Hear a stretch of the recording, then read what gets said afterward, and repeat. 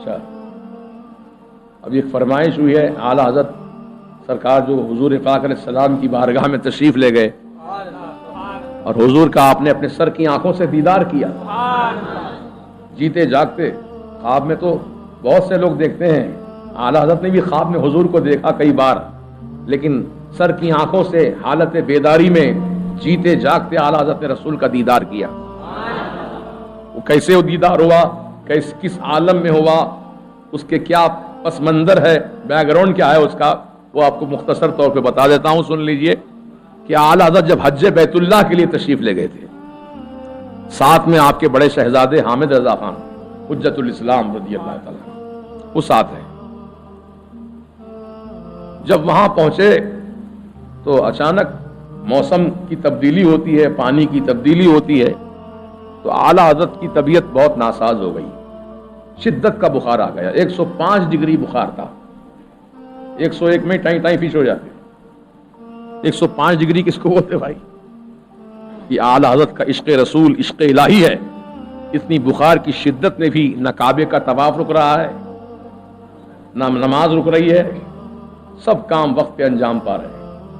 اسی عرصے میں مکہ شریف میں رہنے والے جو علماء کرام تھے، مفتیان نظام تھے، جس میں چاروں مسالک کے امام تھے، حنفی، شافعی، حنبلی، مالکی، یہ سب کے ائمہ کرام تھے وہاں پر، تو ان کے پاس کسی نے ایک سوال نامہ لکھ کے بھیجا عربی زبان میں کہ رسول پاک، یہ تو میں کہہ رہا ہوں رسول پاک، وہ تو بیہودہ نجدی تھے، وہ تو نبی کو علم غیب ہے یا نہیں؟ اگر ہے تو پھر قرآن و حدیث سے ثابت کر کے دکھاؤ۔ اور مدت بھی مقرر کر دی کہ 36 گھنٹے کا ٹائم اس نے رکھا کہ 36 گھنٹے میں اس کا جواب مجھے چاہیے، مدلل مفصل جواب چاہیے۔ تو حرمین شریفین کے علماء کرام، مفتیان نظام نے جب سوال نامہ پڑھا اور ٹائم کی مدت دیکھی تو وہ ایک دوسرے پر اپنی ذمہ داری ڈال رہے تھے کہ بھئی آپ لکھ دیجئے جواب، اور دوسرے مفتی صاحب کہتے تھے آپ لکھ دیجئے بہتر رہے گا۔ یوں بات چل رہی تھی، اتنے میں کسی نے کہا کہ ہندوستان سے حضرت علامہ مولانا شاہ احمد رضا خان صاحب تشریف لائے ہیں، کیوں نہ ہم اس مسئلے کو ان سے رجوع کر دیں۔ دیکھیے آپ، تو کہا کہ ٹھیک ہے، ان سے ملاقات کی جائے، ان کو بتایا جائے تفصیل ساری، کتنے دیر میں ہم کو اس کا جواب چاہیے۔ اعلیٰ حضرت کا بخار ہے اس وقت، 105 ڈگری بخار ہے، اور یہ علماء سے ملاقات ہوئی، مفتیوں سے، تو انہوں نے بتا دیا کہ جواب ہم کو تحریری طور پہ چاہیے، قرآن و حدیث سے مدلل۔ تو اعلیٰ حضرت نے قبول فرما لیا، بعون اللہ الملک الوہاب، یہ فقیر عبید مصطفیٰ انشاءاللہ جواب لکھ دے گا۔ چنانچہ وہ سوال نامہ لے کر گئے اور بخار کی حالت میں اپنے بڑے شہزادے حجت الاسلام کو ساتھ لیا اور کعبۃ اللہ کے صحن میں پہنچ گئے اعلیٰ حضرت۔ کہاں پہنچے؟ کعبۃ اللہ کے صحن میں، جو مطاف کہتے ہیں، طواف کرنے کی جگہ، وہاں بیٹھ گئے۔ دروازہ کعبۃ اللہ شریف کا سامنے، وہ دروازے کے سامنے ہٹ کر ذرا دور بیٹھ گئے اور اپنے شہزادے حجت الاسلام سے اعلیٰ حضرت فرماتے تھے کہ لکھو حامد رضا، قرآن کی آیت لکھو، اس کا حوالہ لکھو، کون سے پارے کی آیت ہے، کون سا رکوع ہے، کون سی آیت نمبر ہے، اس کی تفسیر لکھو۔ تفسیر کی کتابیں، حالانکہ ساتھ میں کوئی لائبریری لے کر نہیں گئے تھے آپ، نہ پہلے سے کوئی معلوم تھا کہ یہاں مجھ کو ایسا مناظرہ کرنا پڑے گا تحریری طور پر، ورنہ آدمی تیاری کر کے جاتا ہے۔ اچانک مسئلہ سامنے آیا تو اعلیٰ حضرت اچانک بیٹھ کر جواب لکھوا رہے ہیں، تو 5 ڈگری بخار کی حالت میں 500 پیجز پر، 500 صفحات پر عربی زبان میں کتاب لکھوائی، مدت 8 گھنٹے میں، 8 گھنٹے میں 500 پیجز پر کتاب لکھوائی۔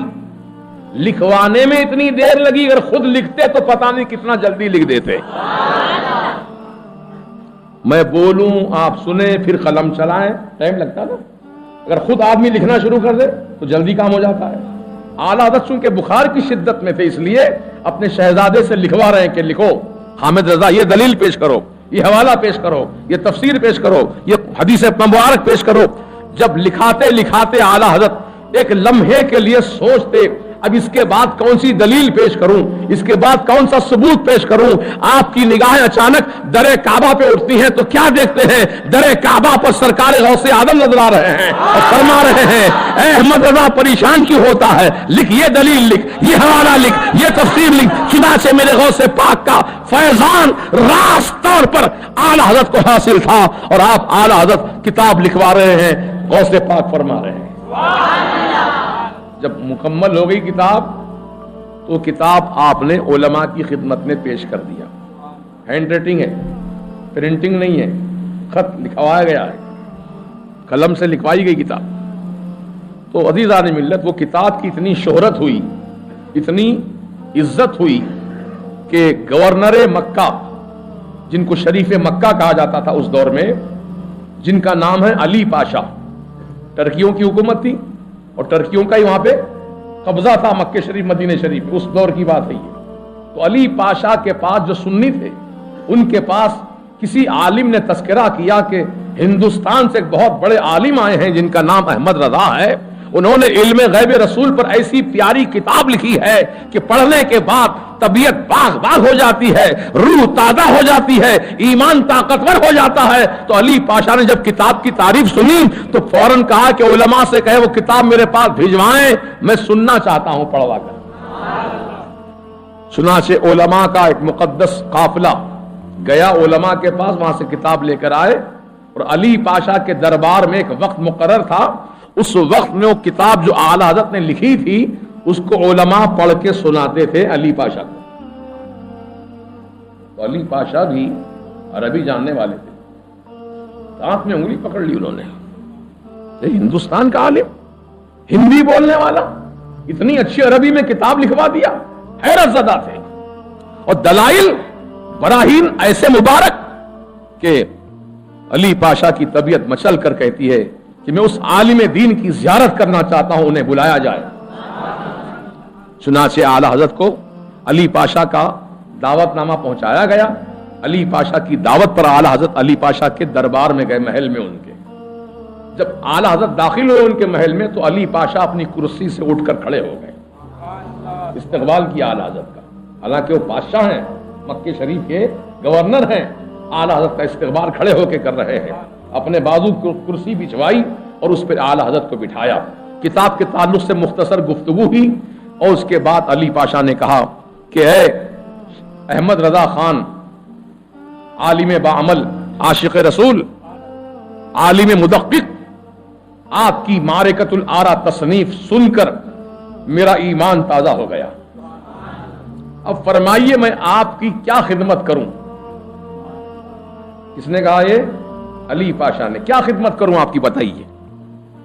اگر کوئی دنیا کا حریص و آدمی ہوتا، دنیا چاہنے والا، تو کہتا علی پاشا آپ تو پاشا ہیں یہاں کے، کچھ دے دیجئے، خزانے بھر بھر کے دے دیجئے تاکہ میں لے جاؤں اپنے ہندوستان میں، وہاں جا کے کچھ کام کر لوں اپنا۔ نہیں، میرے اعلیٰ حضرت نے نہ دنیا مانگی نہ دنیا کی دولت مانگی۔ یہ عشق رسول دیکھو اعلیٰ حضرت کا۔ فرماتے ہیں علی پاشا صاحب، آپ نے مجھ سے کچھ مانگنے کے لیے کہا ہے تو میں آپ سے اس بات کی اجازت مانگتا ہوں کہ اس وقت حج کا موسم ہے، مدینہ طیبہ میں جتنے بھی زیارت کرنے کے لیے جاتے ہیں سرکار کی بارگاہ میں، عشاء کی نماز کے بعد سب کو مسجد سے باہر کر دیا جاتا ہے، کسی کو مسجد شریف میں اندر رہنے کی پرمیشن نہیں ہے۔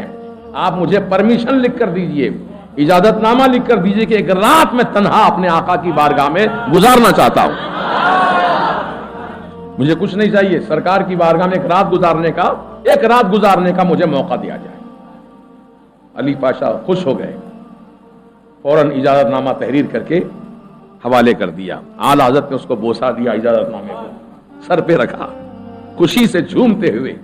اس وقت اونٹوں پہ سفر ہوتا تھا، اعلیٰ حضرت بخار کی شدت میں اونٹ پہ سوار ہے، شدت کی گرمی ہے، سفر کرتے کرتے کرتے کرتے 8 دن میں مکہ شریف سے مدینہ شریف پہنچے۔ راستے میں کہیں کہیں قیام ہوا آپ کا طبیعت کی وجہ سے، وہ چلتے چلتے 8 دن کی مدت میں مدینہ پاک پہنچے، اور جب وہ حسین منظر آیا کہ مدینہ پاک میں سرکار دو عالم شہنشاہ کون و مکان علیہ السلام کی بارگاہ میں اعلی حضرت کی حاضری ہو رہی ہے، آنکھوں سے آنسو جاری و ساری ہیں، حضور کی محبت میں دل تڑپ رہا ہے۔ جب عشاء کی نماز ہو چکی، سب کو باہر کر دیا گیا، دروازے بند، کھڑکیاں بند، اب رسول کی بارگاہ ہے اور اعلی حضرت کی ذات ہے، کوئی نہیں ہے وہاں، اعلی حضرت سرکار ہے۔ آقا کی بارگاہ میں عرض کرتے ہیں، یا رسول اللہ، احمد رضا کو آپ نے خواب میں کئی مرتبہ دیدار عطا کیا، یہ آپ کا کرم ہے سرکار، لیکن آج احمد رضا ایک تمنا لے کر آیا ہے آپ کی بارگاہ میں، میں خواب میں نہیں، حالت بیداری میں آپ کا جلوہ دیکھنا چاہتا ہوں، سرکار کرم کر دیجئے، اپنا جلوہ دکھا دیجئے۔ زار و قطار روتے رہے، اور یہ غزل اسی وقت لکھ کر آپ نے سنائی حضور کو، وہ سوئے لالا زار پھرتے ہیں، اے بہار تیرے دن پھرتے ہیں، یہ غزل نعتیہ غزل لکھ کر کے اعلیٰ حضرت نے حضور کی بارگاہ میں پڑھی، سنایا سرکار کو، بس وہ مقبولیت کا وقت تھا، آپ کا معروضہ قبول ہو گیا، رسول اعظم علیہ السلام نے اپنا جلوہ سر تا پا دکھایا، سر سے لے کے پاؤں تک اپنا چہرہ ہی نہیں دکھایا، پورا بدن پاک حضور کا اعلیٰ حضرت نے اپنے سر کی آنکھوں سے دیکھا، اللہ اکبر، اور پکار اٹھے، کیا پکار اٹھے کہ اللہ کی سر تابہ قدم شان ہے یہ